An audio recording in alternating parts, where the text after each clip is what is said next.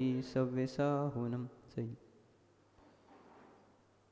राजीमतिं य प्रविहाय मोक्षे स्थितिं चकारा पुनरागमाय सर्वेषु जीवेषु दया दधानस्तं नेमिनाथं प्रणमामि भक्त्या तं नेमिनाथं प्रणमामि भक्त्या तं नेमिनाथं प्रणमामि भक्त्या गुरु अर्हत गुरु सिद्ध गुरुराचार्य पाठिकः गुरु साक्षात् परं साधु तस्मै श्री गुरवे नमः तस्मै श्री गुरवे नमः तस्मै श्री विराग गुरवे नमः नमः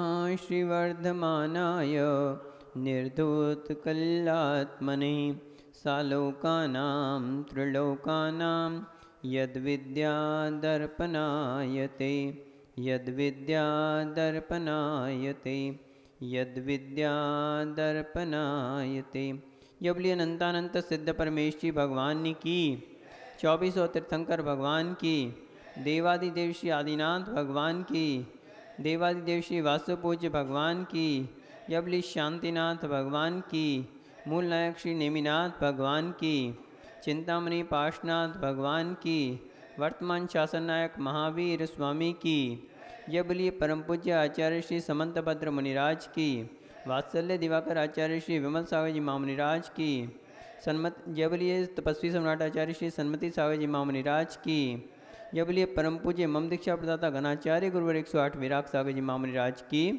शमनाचार्य श्री पट्टाचार्य श्री विशुद्ध सागर जी महामुनिराज की शमनाचार्य श्री विशुद्ध विनिश्चय सागर जी महामुनिराज की 3 कम 9 करोड़ मुनिराजों की द्वादशांगमयी जनवानी माता की अहिंसामय विश्व धर्म की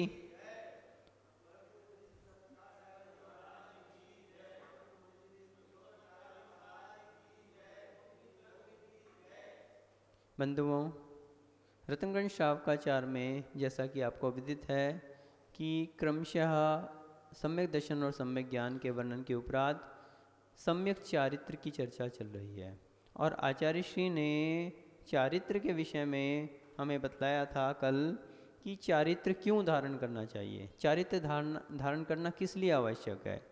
चारित्र धारण करने के विषय में आचार्य श्री ने बताया था कि जब तक हमने चारित्र को धारण नहीं किया तब तक सम्यक दर्शन और सम्यक ज्ञान का भी कोई महत्व नहीं है, क्योंकि तीनों की एकता ही क्या है, मोक्ष मार्ग है। तीनों की एकता के बगैर मोक्ष मार्ग हो नहीं सकता और वास्तविकता में सम्यक दर्शन और सम्यक ज्ञान तो क्या है, साधन है। चारित्र ही लक्षण है, चारित्र ही उसका जो लक्ष्य है। यदि चारित्र को धारण ही नहीं किया तो सम्यक दर्शन और सम्यक ज्ञान को धारण करने का भी कोई महत्व नहीं रह जाता। तो आज आचार्य श्री ये बतलाएंगे कि जो चारित्र को धारण कर लेता है तो चारित्र को धारण करने से हिंसा आदि जो 5 पाप हो रहे थे वे स्वयं समाप्त हो जाते हैं। यानी कल हमने देखा था कि राग और द्वेष की निवृत्ति के लिए चारित्र को धारण किया जाता है। राग द्वेष निवृत्ते चरणम प्रतिबद्धते साधु।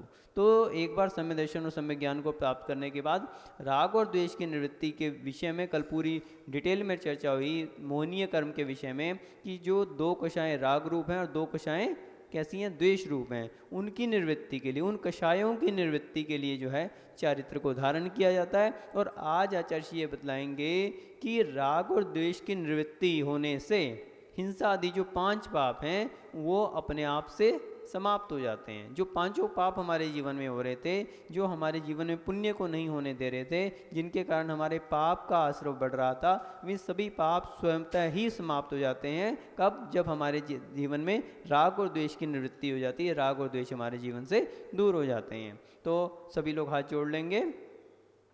राग द्वेष निवृत्ते, राग द्वेष निवृत्ते हिंसादि निर्वर्तना कृता भवति, हिंसादि निर्वर्तना कृता भवति, अनपेक्षितार्थवृत्तिः अनपेक्षितार्थवृत्तिः कः पुरुषः सेवते नृपतिन् कः पुरुषः सेवते नृपतिन् रागद्वेषनिवृत्ते हिंसादि निर्वर्तना कृता भवति अनपेक्षितार्थवृत्ति का पुरुषः सेवते नृपतिन्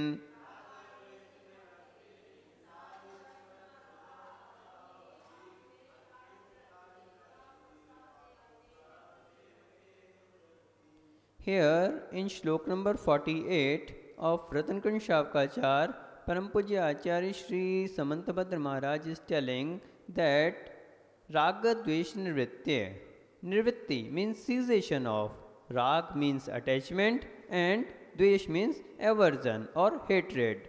So, from the cessation of attachment and aversion, Hinsadi Nirvartana Krita Bhavati. The nirvartana yani renunciation of हिंसादि. हिंसा मीन्स हिंसा आदि यानी पांचों पाप. हिंसा, झूठ, चोरी, कुशील, परिग्रह. हिंसा मीन्स वायलेंस, झूठ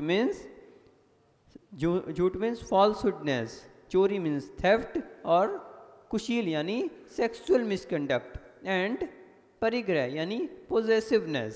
so these 5 sins leads to an end. These five sins also leads to an end. Nirvartana krita bhavati automatically leads to an end. So anpekshitarth vritti. So anpekshitarth vritti ka purusha sevate nripatin. Here Acharya is giving an example. Just as a person who does not have any desire, who have left all his desires for his livelihood, does not serve kings.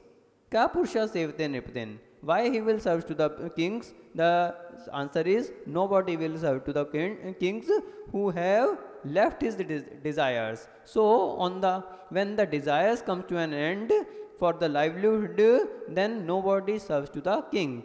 तो यहाँ पर आचार्य श्री श्लोक number 48 के माध्यम से बता रहे हैं कि राग और द्वेष की निवृत्ति हो जाने पर, जैसे ही राग और द्वेष समाप्त हो गए तो हिंसा आदि की निवृत्ति अपने आप से हो जाती है. जो हिंसा आदि 5 पाप हमारे जीवन में चल रहे थे वे स्वयं समाप्त हो जाते हैं. कैसे? जैसे एक व्यक्ति जिसके अंदर कोई इच्छा बाकी नहीं रही, जिसके अंदर तो इच्छा है, जिसके अंदर कोई आशा है, वो तो किसी व्यक्ति की सेवा करेगा, किसी राजा की सेवा करेगा कि इससे हमें कोई धन मिल जाएगा, इससे हमें कोई हमारी आजीविका का साधन मिल जाएगा, इससे हमारे लिए कोई अच्छी वस्तु प्राप्त हो जाएगी.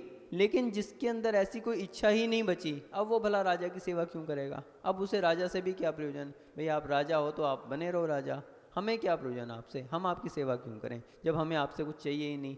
आप किसकी सेवा करते हैं? जिससे आपके लिए कोई इच्छा रहती है, और जिसके प्रति कोई इच्छा ही ना रहे, जिससे कुछ लेना देना ही ना हो, उससे उसकी क्या कोई सेवा करेगा? उससे कोई अपेक्षा नहीं रहेगा. तो वही बात यहाँ पे कह रहे हैं कि राग और द्वेष की निवृत्ति होने पर हिंसा आदि की निवृत्ति अपने आप से हो जाती है. तो जो हिंसा आदि 5 पाप हैं, कल हमने देखा था राग और द्वेष की निवृत्ति राग और द्वेष की निवृत्ति के लिए चरणम प्रतिबद्धते साधु. तो कल हमने देखा था कि राग और द्वेष की निवृत्ति के लिए 2 कषायें कैसी हैं? राग रूप हैं और 2 द्वेष रूप हैं. तो उन कषायों की निवृत्ति के लिए व्यक्ति क्या करता है? चरणम प्रतिबद्धते, आचरण को धारण करता है. चाहे देश आचरण हो, चाहे देश चारित्र हो अथवा सकल चारित्र हो. अभी आगे आएगा इसमें कि चारित्र 2 प्रकार का है, एक देश चारित्र और एक सकल चारित्र. तो आचरण को अथवा चारित्र को क्यों धारण करा जाता है? राग और द्वेष की निवृत्ति के लिए.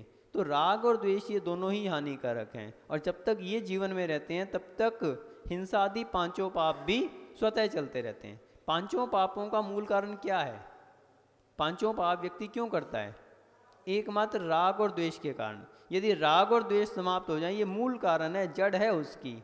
जैसे जड़ के बिना वृक्ष नहीं हो सकता, उसी प्रकार से अगर राग और द्वेष नहीं है तो कोई भी 5 पापों में लिप्त नहीं होगा. 5 पापों में व्यक्ति क्यों लिप्त होता है? राग और द्वेष के कारण. राग और द्वेष एक ऐसी जड़ है जिसके कारण ये 5 पाप रूपी वृक्ष जो है ये उत्पन्न होता है. तो आचार्य श्री सीधा जड़ पे कुठाराघात करते हैं, जड़ को समाप्त करते हैं। और जड़ को यदि समाप्त कर दिया तो वृक्ष समूल समाप्त नहीं हो जाएगा। यदि आपने किसी वृक्ष को फूल तोड़ लिए, पत्ते तोड़ लिए, टहनियाँ तोड़ ली, अगर उसके लिए शाखाएं तोड़ ली, तना भी काट दिया, लेकिन जड़ समाप्त नहीं तो क्या होगा? दोबारा उसकी उत्पत्ति हो जाएगी, दोबारा वो बड़ा हो जाएगा, दोबारा उसमें उसी तरह का। लेकिन यदि आपने कुछ भी नहीं किया, एकमात्र जड़ को समाप्त कर दिया, तो क्या होगा? पूरा का पूरा वृक्ष ही धराशायी हो जाएगा। कितना ही बड़ा वृक्ष हो, यदि आपने उसकी जड़ों को समाप्त कर दिया तो वो वृक्ष क्या टिका रह सकता है? तो यही बता रहे हैं कि ये जो राग और द्वेष हैं, ये हिंसादि पांचों पापों की जड़ है। बिल्कुल जड़ को पकड़ो और जड़ को समाप्त कर दोगे तो आपके जो पांचों पाप जीवन में हो रहे हैं, हिंसा, झूठ, चोरी, कुशील, परिग्रह, ये सभी अपने आप से समाप्त हो जाएंगे। आचार्य श्री उमा स्वामी जी महाराज तत्वार्थ सूत्र में 7वें अध्याय में और सूत्र नंबर 13 से लेकर 17 तक पांचों पापों की परिभाषा दे रहे हैं, पांचों पापों का। तो उसमें वो क्या बता रहे हैं कि हिंसा क्या है? प्रमत योगात प्राण व्योपरोपणम हिंसा। क्या कहा? प्रमत योगात। प्रमत योगात शब्द यहाँ पर बहुत महत्वपूर्ण है। और ये प्रमत योगात शब्द इतना महत्वपूर्ण है कि यद्यपि अगले सूत्रों में आचार्य जी ने झूठ, चोरी, कुशील, परिग्रह की भी परिभाषा दी और उसमें प्रमत योगात शब्द का प्रयोग नहीं किया, लेकिन आचार्य श्री पूज्यपाद महाराज उनकी जब टीका करते हैं तो वो कहते हैं कि प्रमत योगात जो है ये प्रथम दीपक है। प्रथम दीपक किसे कहते हैं? एक दीपक जिसके द्वारा सभी आगे की वस्तुएं प्रकाशित होती हैं, वो प्रथम दीपक कहलाता है। यानी पहले सूत्र के साथ आपने प्रमत योगात लगा दिया, अब इसको आगे के सभी सूत्रों के साथ पांचों पापों की जहाँ परिभाषा दी जा रही है, तो पांचों पापों के साथ इसको प्रमत योगात शब्द को लगाना चाहिए। तो यहाँ पे क्या कहा? प्रमत योगात प्राण व्योपरोपणम हिंसा। प्रमत योगात यानी कि प्रमाद के द्वारा, योगों में जो प्रमाद चल रहा है, योग कौन से होते हैं? योग कितने होते हैं? मन, वचन और काय। मुझे लगता है शिखर चंद जी के अलावा और कोई भी स्वाध्याय नहीं करता। छोटे छोटे प्रश्नों का भी आप उत्तर नहीं दे पाते, बताओ। प्रमत योगात यानी कि प्रमाद के योग से, जो योगों में हमारे प्रमाद चल रहा है, जो अपने मन, वचन, काय हैं, इनकी जो प्रमाद पूर्व जो हमारी प्रवृत्ति है उसके कारण। और आगे क्या? प्राण व्योपरोपणम हिंसा, किसी के प्राणों का घात करना, वो क्या कहा? हिंसा कहा। ये हिंसा का लक्षण कहा। और इसी प्रकार से आगे कहा असद्विधान अमृतम, झूठ बोलने का लक्षण। तो वहाँ पे भी प्रमत योगात लगाना चाहिए। प्रमत योगात असद्विधान अमृतम।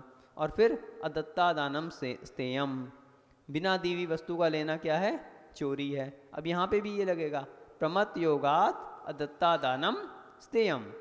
प्रमाद के योग से बिना दी हुई वस्तु का लेना क्या है? चोरी है। और फिर मैथुन मभ्रम, मैथुन, मैथुन क्रिया को क्या कहा? अभ्रम। ये कुशील है, लेकिन प्रमत योगात मैथुन मभ्रम, प्रमाद के योग से, ये सभी जगह लगेगा। प्रमाद के योग से मैथुन क्रिया का करना ये अभ्रम है, ये कुशील है। और मूर्छा परिग्रह, मूर्छा परिग्रह यानी आसक्ति, वो क्या कहा? परिग्रह। लेकिन यहाँ पे भी क्या लगेगा? प्रमत योगात। प्रमत योगात मूर्छा परिग्रह, प्रमाद के योग से जो मूर्छा यानी कि आसक्ति का होना, वो क्या है? वो परिग्रह है। तो पांचों पापों में प्रमत योगात शब्द को साथ लगाना चाहिए, प्रमाद के योग से। तो वास्तविकता में जब हम इस बात को एनालाइज करते हैं, जब हम इस पर चिंतन करते हैं, तो पांचों पापों में प्रमुखता किसकी आ गई? प्रमत योगात, प्रमाद के योग से। प्रमाद की प्रमुखता है यहाँ पर। और यदि प्रमाद को समाप्त कर दें तो अपने आप से हिंसा भी समाप्त हो जाएगी, झूठ भी, चोरी भी, कुशील भी, परिग्रह भी। क्यों? क्योंकि आचार्य श्री बोलते थे, यदि आप देख के चल रहे हैं और कोई चींटी आपके पैर के नीचे आ गई, कोई मुनिराज हैं, ईर्ष्या स्मृति से चल रहे हैं, और ईर्ष्या स्मृति से चलते हुए अब उनकी दृष्टि कमज़ोर है और कोई छोटा सा जीव है अचानक पैर के नीचे आ गया, अथवा अचानक से कोई जीव उचट के आगे आ गया और वो देख के चल रहे थे, ध्यान से चल रहे थे, लेकिन वो बचा नहीं पाए, एकदम से उसी मौके पे उनका पैर उठाना हुआ और उसी समय जीव जो है पैर के नीचे बैठा और उसी समय पैर का रखना हो गया। तो वो तो अपनी समिति में सावधान है, प्रमत योगात नहीं है, उनका प्रमाद नहीं चल रहा, वो अपने कार्य में, अब प्रमाद के दो अर्थ हैं वैसे तो, छठे गुण स्थानवर्ती जो होते हैं वो प्रमत्त गुण स्थान कहा जाता है और सातवां अप्रमत्त गुण स्थान लिया जाता है। तो अप्रमत्त यानी कि ध्यान की अवस्था, लेकिन यहाँ पे वो अप्रमत्त नहीं लेना, यहाँ पे छठे गुण स्थान में ही प्रमाद यानी कि अपनी क्रियाओं में ही, क्रियाओं को करते हुए भी उसको सावधानी से करना। तो यहाँ पे प्रमाद का ये अर्थ लेना है। प्रमाद का अर्थ यहाँ पे सातवें गुण स्थान वाला प्रमाद नहीं लेना कि प्रमाद से मुक्ति यानी कि ध्यान में ले लेना, वो बात नहीं है। यहाँ पे बात छठे गुण स्थानवर्ती मुनिराज की चल रही है। छठे गुण स्थानवर्ती यद्यपि प्रमत्त गुण स्थान में है, छठा गुण स्थान का नाम ही प्रमत्त गुण स्थान है, लेकिन उसमें ऐसा प्रमाद नहीं है कि हम अपनी क्रियाओं में भी प्रमाद कर रहे हैं। जो हमारे आवश्यक बतलाए हैं, जो 28 मूल गुण हैं, उनका सावधानी से पालन करना। प्रमत्त योगात का क्या अर्थ है यहाँ पे? प्रमाद को छोड़ना, प्रमाद को छोड़कर अपने 28 मूल गुणों का पालन करना, बुद्धिपूर्वक जो कार्य किया जा रहा है। सातवें गुण स्थान में तो अबुद्धिपूर्वक होता है, जो कुछ काम होता है वो ध्यान की अवस्था रहती है, तो वो तो है ही, नाम ही अप्रमत्त गुण स्थान है। लेकिन यहाँ पे बात किसकी चल रही है? छठे गुण स्थान की। तो जो कार्य प्रमाद पूर्वक किया जा रहा है, अब एक सामान्य व्यक्ति हैं, चलते हैं, वो नीचे देखते ही नहीं। कल बच गई एक तितली, जो है अपने नेमी चंद जी आ रहे थे आरती करने के लिए और नीचे तितली बैठी हुई थी, वो तो महाराज ने सावधान किया और अचानक तितली का जो है जीवन बाकी था तो वो बच गई, अन्यथा हो गया था काम। लेकिन भले वो तितली बच गई, लेकिन पाप का आश्रव तो हो ही गया, ये ध्यान रख लेना। तितली बच गई इसका मतलब ये नहीं कि उनका पाप का आश्रव नहीं हुआ। क्यों? क्योंकि प्रमाद था, प्रमाद था। आचार्य जी कहते हैं जीव चाहे मरे अथवा बच जाए, दोनों ही परिस्थितियों में यदि प्रमाद है तो पाप का आश्रव जारी है, और यदि प्रमाद नहीं है तो फिर जीव चाहे बचे या समाप्त हो जाए, आपको आश्रव नहीं होगा। क्यों? क्योंकि आप सावधान हैं। अगर आप बिना देखे चल रहे हैं, भले कोई जीव आपके पैर के नीचे आ रहा है या नहीं आ रहा, बच रहा है या मर रहा है, लेकिन आपको पाप का आश्रव हो रहा है। इसी कारण मुनि महाराज हमेशा क्या करते हैं? समिति का पालन करते हैं, देख के चलते हैं। और जब देख के चलते हैं तो वो अपने कर्तव्य में जब सावधान है तो वो पाप के आश्रव से बच जाते हैं। फिर कोई जीव अगर उनके पैर के नीचे आ भी गया, अचानक से उचट के आ गया, कुछ भी हो गया, तो उनके लिए पाप का आश्रव नहीं होगा। तो ये प्रभाव है किसका? प्रमत्त योगात। इसी तरह से आपको सारे चीज़ों में, झूठ बोलने में, कहीं आप बोल रहे हैं और अचानक से कोई बात आपको नहीं पता थी और वो झूठ निकल गई, तो आपको पाप का आश्रम। क्यों? आपका अभिप्राय क्या था? सत्य बोलने का था, आपके बोलने में प्रमाद नहीं था। चोरी करने का, अचानक से आपको लगा कि ये वस्तु शायद मेरी है, लेकिन वो वास्तविकता में आपकी नहीं थी, किसी और की थी, आपने धोखे से उठा ली, तो आपको पाप का आश्रम नहीं होगा। क्यों? आपके अभिप्राय में चोरी करना नहीं है। तो प्रमत्त योगात यानी आप जानबूझकर कोई कार्य नहीं कर रहे, आप अपनी तरफ से सावधान हैं, लेकिन अचानक कोई गलती हो जाती है तो उसमें आपको पाप का आश्रव नहीं होना चाहिए। तो बात यही है कि प्रमत्त यानी प्रमाद से, आलस्य से बचना चाहिए हमें। और इस आलस्य के विषय में प्राकृत पंच संग्रह में अध्याय 1 और श्लोक नंबर 15 में आचार्य श्री बतलाते हैं ये प्रमत्त क्या है, प्रमाद क्या है। कोई बता सकता है प्रमाद यानी? पूरा बताओ। विकहा तहा कसाया, इंद्रिय निंदा तहेव पण होया, चदु चदु पण एगे गम, हो दीपमाद दूपन रसा। प्रमाद कितने प्रकार का होता है? 15 प्रकार का। विकहा तहा कसाया, विकथा और फिर कषाय और फिर इंद्रिय, इंद्रिय यानी इंद्रियों के विषय, और निद्दा यानी निद्रा, और फिर क्या? पणवो, पणवो यानी स्नेह। तो अब इनके लिए कहा चदु चदु पण गम। अब एक एक को क्रम से लगा लो। विकहा के साथ चदु यानी कि 4 विकथाएं, और फिर चदु, चदु कषाया यानी 4 कषाय, और फिर इंद्रिय, इंद्रियां कितनी होती हैं?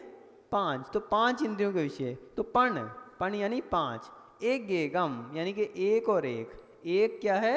निद्रा, और एक पणवो यानी स्नेह। तो सीधा अर्थ हो गया 4 विकथा, 4 कषाय, 5 इंद्रियों के विषय, 1 निद्रा और 1 स्नेह। तो इस तरह से 4 और 4 8 और 5 13 और 1 14 और 1 15। पनरस यानी कि 15 प्रमाद होते हैं। तो ये प्रमाद के विषय में बताया। तो ये जो हम बात कर रहे थे यहाँ पर कि राग द्वेष निवृत्ते चरणम प्रपद्यते साधु। और आज जो बात चल रही है कि राग द्वेष निवृत्त्या हिंसादि निवृत्तना कृता भवति, तो राग और द्वेष की निवृत्ति से हिंसा आदि की निवृत्तना अपने आप से हो जाती है। तो वही बात यहाँ पे देखनी चाहिए कि विकथा, अब ये हमने क्या देखा कि जो विकथा हैं चारों प्रकार की विकथा। अब प्रमाद के विषय में हमने देखा कि पांचों जो पाप हैं हिंसा आदि, इनकी परिभाषा में हमने क्या देखा, मुख्य रूप से क्या है, प्रमाद।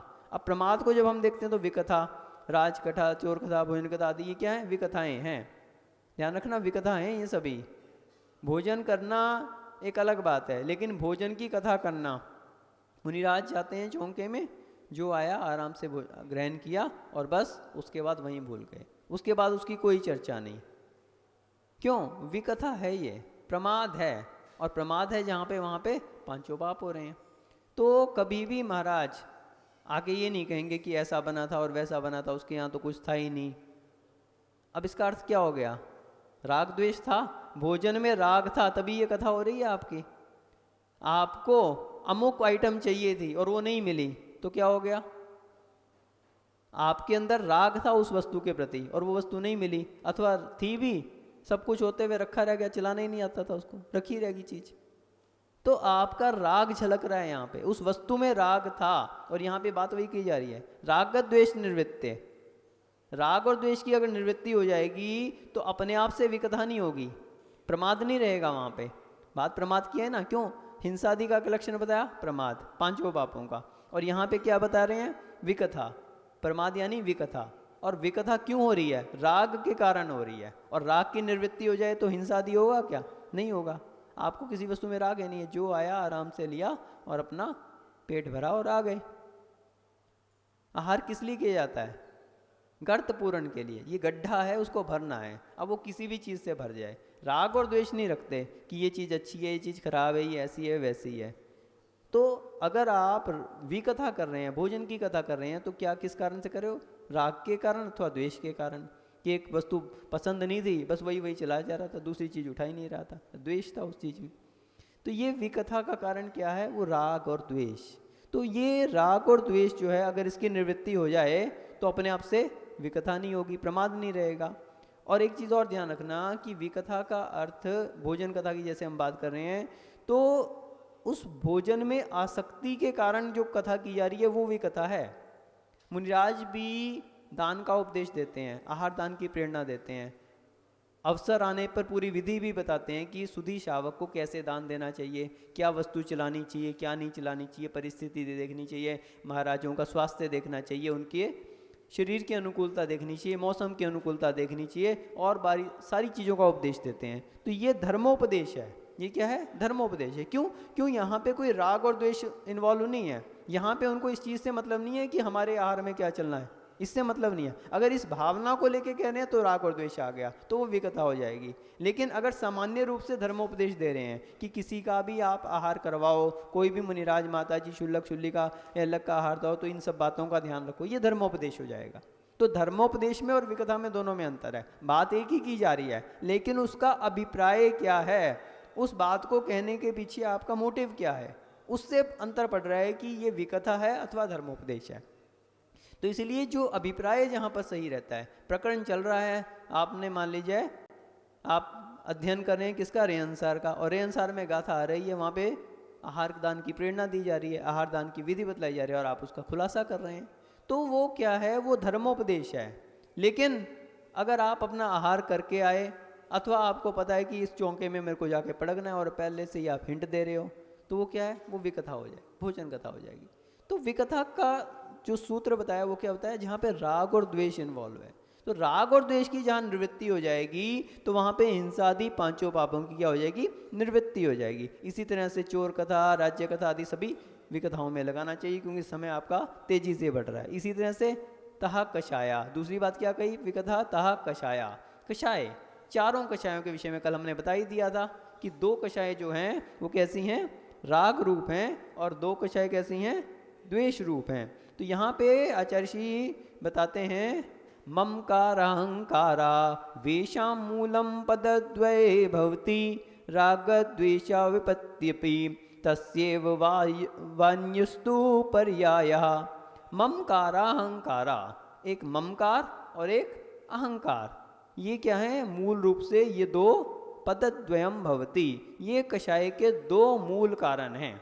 कषाय के दो मूल कारण क्या बताए? एक ममकार और एक अहंकार। और राग द्वेष विपत्त्यपि, राग और द्वेष भी इन्हीं दो के, तस्यैव, इन्हीं दोनों के क्या है? अन्यपि पर्याया, इन्हीं के दोनों के नाम हैं। यानी ममकार यानी के राग और अहंकार यानी द्वेष। तो ये ममकार और अहंकार वास्तविकता में राग और द्वेष इन्हीं के नामांतर हैं, ऐसा आचार्य ऋषि ने 31 नंबर श्लोक में बतलाया था। तो इनका यदि समाप्त हो जाए, ये राग और द्वेष का विभाग अगर समाप्त हो जाए तो अपने आप से हिंसा आदि की निवृत्ति हो जाती है। और उसमें आगे बता रहे हैं, कल जो हमने बताया था, माया लोभ कषायाश्च चेत्यद राग संगीता द्वंद्वम क्रोधो मानश्च पुनर्द्वेष इति समासतो निर्दिष्टा। तो कल हमने क्या बताया था कि माया और लोभ ये क्या है? राग रूप हैं। पवन जी क्या बताया हमने? माया और लोभ ये कौन सी हैं? राग रूप हैं। माया लोभ कषायाश्च चैत्य राग संगीता द्वंद्वम, इनको राग रूप कहा गया, माया और लोभ को। और क्रोधो मानश्च पुनर्द्वेष, क्रोध और मान किस रूप है? द्वेष रूप हैं। इति समासता निर्दिष्टा, ये संक्षेप में यहाँ बतलाया गया है। तो ये राग और द्वेष जो हैं, ये वास्तविकता में जो बात आई ना, विकहा तहा कषाया, जिसकी हम बात कर रहे थे, तो जो कषाय हैं, चारों कषाय, ये कैसे रूप हैं? राग और द्वेष रूप हैं। तो मेन बात वही चल रही है कि राग द्वेष की निवृत्ति होगी, यानी प्रमाद की अगर निवृत्ति होगी तो क्या हो जाएगा? हिंसादि निवृत्तना कृता भवति। तो प्रमाद की यहाँ पे बात चल रही है। विकहा हो गया, कषाय होगा, इंद्रिय निग्ध। अब इंद्रियों के विषय, पांचों इंद्रियों के विषय जो हैं, ये कैसे होते हैं? पांचों इंद्रियों के विषय राग रूप और द्वेष रूप। पांचों इंद्रियों को जो चीज़ अच्छी लगती है वो कैसी है? उसमें राग रहता है हमारा। और जो चीज़ खराब लगे वो द्वेष रूप है। जैसे आप ले लीजिए घ्राण इंद्रिय का विषय, तो सुगंध कैसी हो गई? राग रूप हो गई। और दुर्गंध कैसी होगी? द्वेष रूप होगी। जैसे कहीं दुर्गंध आएगी तो आप क्या करोगे? नाक सुकोड़ोगे। और अगर कहीं सुगंध आ रही हो वहीं रुक जाओगे, मन करेगा थोड़ा बैठ जाएं, यहाँ पे अच्छी सुगंध आ रही है फूलों की, सेंट लगाते हैं। आप क्यों लगाते हैं? राग है सुगंध के प्रति। तो राग और द्वेष की अगर निवृत्ति हो जाएगी तो क्या होगा? इंद्रियों के विषयों की, यानी प्रमाद की निवृत्ति हो जाएगी। और प्रमाद की निवृत्ति होगी यानी पांचों पापों की निवृत्ति हो जाएगी। और इसी प्रकार से निद्रा, निद्रा क्यों लेते हैं हम? एक निद्रा होती है श्रम परिहारिणी निद्रा, हम दिन भर कार्य करते हैं, उससे थक जाते हैं, तो उससे निवृत्ति के लिए। और एक निद्रा होती है, निद्रा का आप देखिए गोमठ सार में भेद बताए हैं, निद्रा निद्रा निद्रा, प्रचला प्रचला प्रचला, स्त्यानकृति, 5 भेद बता दिए। तो ये क्यों होती है? क्योंकि जब नींद पे नींद ली जाती है तो वो निद्रा निद्रा, जब लाल टपकने लग जाती है तो वो क्या है? प्रचला प्रचला प्रचला आदि। और स्त्यानकृत, उसमें तो पता ही नहीं लगता, व्यक्ति नींद में ही उठ के बड़े बड़े काम करके और वापस सो जाता है, उसे मालूम ही नहीं पड़ता। तो ये भी राग और द्वेष रूप होती हैं। जब व्यक्ति का किसी वस्तु में अत्यधिक राग रहता है तो उस काम में ज़्यादा संलग्न रहता है, उस कार्य में ज़्यादा संलग्न रहता है, उसकी सोच में बार बार। और जब ये सोच डिस्टर्ब होती है तो निद्रा का समस्या आती है। उसके लिए लोगों को गोली खानी पड़ती है। क्यों खानी पड़ती है? गोली क्यों खानी पड़ती है? जब सोच बिगड़ जाती है उसकी, उसमें अनावश्यक चिंताएं आती हैं। तो जब किसी वस्तु में अत्यधिक राग और द्वेष रहता है, या तो व्यक्ति परेशान होता है किसी व्यक्ति से तो उसको नींद नहीं आती, या कोई वस्तु उसको बहुत अच्छी लगती है तो उसके लिए समस्या खड़ी हो जाती है, उसको नींद नहीं आती उसकी चाह में। तो वो निद्रा जो है वो वास्तविकता में किसका कारण है? वो वही राग और द्वेष का। और यदि अगर राग और द्वेष समाप्त हो जाए किसी वस्तु में, आराम से व्यक्ति को भरपूर नींद जो अपनी श्रम परिहारिणी निद्रा लेता है और समय से उठ जाता है। और स्नेह, स्नेह यानी तो सीधा सीधा ही है, स्नेह यानी किसी वस्तु में राग होना, किसी वस्तु में स्नेह होना, तो वो राग। तो राग और द्वेष की निवृत्ति यदि हो जाती है तो हिंसादि निवृत्तना कृता भवति। जिसने राग और द्वेष को छोड़ दिया तो उसके हिंसादि 5 पाप, क्योंकि प्रमाद जो है उसका मुख्य कारण है, और प्रमाद में विकथा, कषाय, इंद्रिय निद्रा और स्नेह, ये 5 चीजें आ गई। तो ये 5 किस कारण से होती हैं? एकमात्र राग और द्वेष के कारण होती हैं। यदि राग और द्वेष को समाप्त कर दिया तो फिर आपके ये 5 पाप ऐसे ही समाप्त हो जाएंगे जैसे अनपेक्षितार्थ वृत्ति। अनपेक्षितार्थ, अपेक्षा नहीं रखना, अनपेक्षितार्थ वृत्ति का पुरुष सेवते नृपतेन। तो जिसकी अनपेक्षितार्थ वृत्ति है, जिसने कोई भी अपेक्षाओं को नहीं रखा है, जिसकी अपेक्षाएं समाप्त हो गई हैं, वो कैसा हो गया? उसके लिए अब कोई अपेक्षा नहीं रही। अब वो क्या पुरुष सेवते नृपतिन, ऐसा कोई व्यक्ति राजा की सेवा नहीं करेगा। तो इसलिए जिसकी अपेक्षाएं समाप्त करनी चाहिए, और वही व्यक्ति चारित्र को धारण कर सकता है जिसकी अपेक्षाएं, दीक्षा किसको बोलते हैं? दे दी इच्छा, अपेक्षाएं, इच्छाएं जिसकी समाप्त हो जाती हैं, वो व्यक्ति ही दीक्षा को धारण कर सकता है। तो आचार सार में 24 नंबर गाथा में आचार्य श्री बताते हैं कि दीक्षा के योग्य पात्र कौन है? छंडिये घीवा वारो विमुख पुत्ताय संबंधो जीविये धना मुक्को अरिहो सो होई सन्नासे। छंडिये घी वा वासो, जिसने गृह संबंधी वा वासो यानी वा वारो यानी के व्यवहार को छंडिये छोड़ दिया है। विमुख पत्ताई सन संबंधो, पुत्र और आत्मीय जनों के ईश संबंधों, इष्ट मित्रों के, इष्ट संबंधियों को जिसने संबंधों को छोड़ दिया है। जीविये धरा समुख को, जो जीवन की भी जिसने आशा छोड़ दी है, जीवने और मरने में भी जिसने समता को धारण कर लिया है, और धन आदि की आशा जिसने छोड़ दी है, धन है अथवा नहीं है। अरियो सो होई सन्नासो, वही कैसा होता है? वही एकमात्र सन्नासो यानी संन्यास को धारण करने के योग्य होता है। तो जिसकी आशा बाकी है वो संन्यास को धारण नहीं कर सकता। और यही बात यहाँ पे कह रहे हैं कि अनपेक्षितार्थ वृत्ति क्या पुरुषा सेवते नृपतिन, सेवते यानी कि सेवा करेगा, वो व्यक्ति ही दासता को स्वीकार करेगा, वो व्यक्ति ही राजा की सेवा करेगा, राजा की दासता को स्वीकार करेगा जिसकी आशा बाकी है, जिसकी अपेक्षा बाकी है। अनपेक्षितार्थ वृत्ति, जिसने अपेक्षाओं को समाप्त कर दिया, वो किसी की दासता को स्वीकार नहीं कर सकता। दास वही बन सकता है जिसके अंदर आशा बाकी है। आशा दासी कृता येन तेन दासी कृतम जगत, आशाया यो भवेत दासा स दास सर्वदेही नाम। तो जिसने आशा को ही अपना दास बना लिया, आशा यहाँ पे किसी व्यक्ति का नाम नहीं लेना, किसी महिला का नाम हो आशा, आशा यानी अपेक्षा, आशा यानी इच्छा। तो जिसने इच्छा को ही अपना दास बना लिया, तेन दासी कृतम जगत, तो उसने पूरे जगत को ही अपना दास बना लिया। और आशाया भवे दास स दास सर्वदेही नाम, और जो आशा का दास बना हुआ है, जो इच्छाओं का दास बना हुआ है, जिसके अंदर इच्छाएं बाकी हैं, सा दासा सर्वदेही नाम, वो तो संसार के सभी जीवों का ही दास है। जिससे उसको उम्मीद होगी उसके पीछे लग जाएगा, जिससे उसको आशा होगी। और वही बात यहाँ कह रहे हैं, का पुरुषा सेवते नृपतेन, राजा से उसको इच्छा है तो राजा का दास बन जाएगा, आपसे इच्छा होगी आपका दास बन जाएगा, सेठ से इच्छा होगी सेठ का।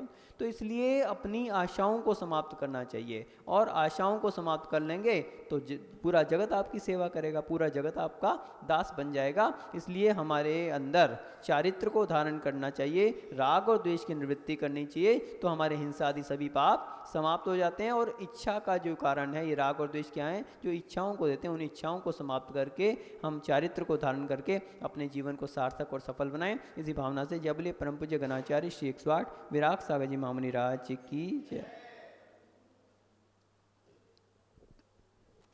हेलो, बोले परम पूज्य गुरुदेव संस्कार सागर जी महाराज जी की।